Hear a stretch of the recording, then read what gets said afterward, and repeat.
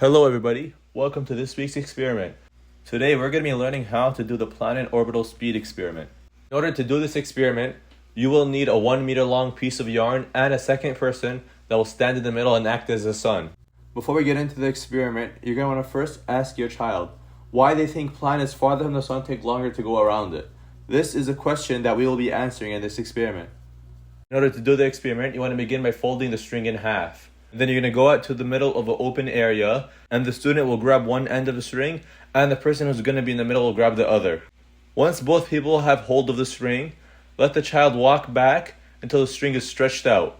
And then once the string is fully stretched out, have the child perform one orbit around the person in the middle, and have the person in the middle face the child at all times, in order to maintain a consistent distance. As the child walks around the person in the middle, have the child count the number of footsteps they take.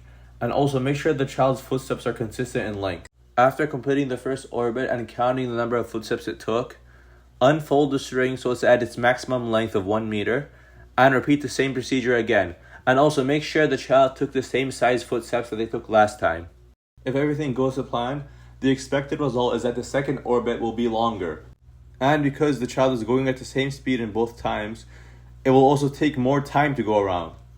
You can now also tell your child that planets work in a very similar way. Planets that are farther from the sun have much longer orbits and usually take more time to go around. That's all for this week's video. I hope you all had a great time and see you all next week.